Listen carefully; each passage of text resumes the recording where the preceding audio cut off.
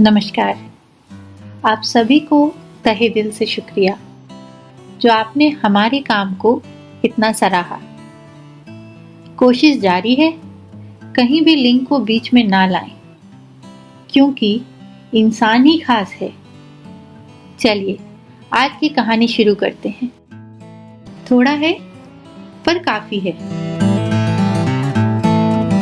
सुबह हो चली थी, नींद अलार्म से खुली, पंखा ऊपर चल रहा था। सूरज की किरणें पर्दों के बीच से झलक कर आ रही थी। पर्दे खिसकाए तो देखा रिमझिम बारिश हो रही थी। वो सौंधी सौंधी पहली बारिश से मिट्टी की खुशबू से अच्छा कोई और रूम फ्रेशनर नहीं। खैर, कमरे के बाहर आए तो घर शांत था। माँ ने चाय नाश्ता तैयार करके रखा था। पापा अपना अखबार पढ़ रहे थे।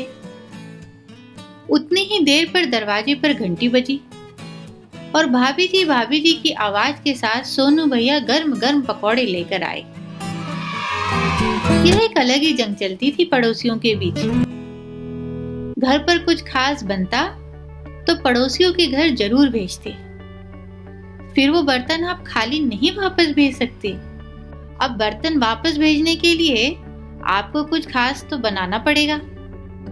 स्वाद चाहे पसंद आए ना आए, बर्तनों का आना जाना और उसमें नई नई चीजों का आवागमन एक अलग ही मजा है।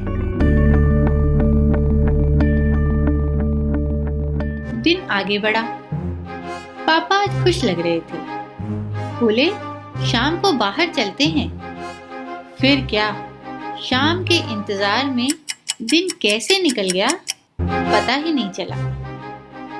अच्छा, कोई प्रश्न नहीं कि किधर जाएंगे, कैसे जाएंगे, बस शाम को घूमने जाना ही काफी होता था। सही में आज सोचकर लगता है कि जब आपके पास ऑप्शंस ज्यादा हों तो पहले आधा समय ये तय करने में लग जाता है कि क्या चुने, और फिर जब सब तय करने के बाद जो चुन लेते हैं, फिर भी यह ख्याल दूर नहीं रहता कि दूसरा ऑप्शन बेहतर होता। शाम के 5 बज गए थे। हमारी तो दोपहर भर नींद नहीं लगी कि शाम को जाएंगे। बाहर आए तो देखा पापा, मम्मी सब लोग सो रहे थे। अब क्या करें, कैसे जगाएं? और आज बारिश ने भी ठान ली बंद ना होने की। थोड़ी देर घर के अंदर ही घूमते रहे। सोचा ज्यादा देर हो गई तो पक्का ही प्लान कैंसिल हो जाएगा। हम रसोई में जाकर चाय बनाने लगे। बर्तनों की आवाज से मम्मी जाग गई। चलो एक समस्या तो हल हुई। 5:30 बज चुके थे। सबकी चाय भी खत्म हो चुकी थी। अब हमसे रहा नहीं गया तो हमने पूछ ही लिया, पापा शाम को तो आप घूमने ले जाने वाले थे, कब चलना है? थोड़ी ही देर में हम सब तैयार हो निकल गए। काफी देर घूमने के बाद हम सब अपनी पसंदीदा जगह पर समोसे और मंगोड़े खाने के लिए गए। टपरी तो छोटी सी थी, पर काका के हाथ की बात ही कुछ और थी।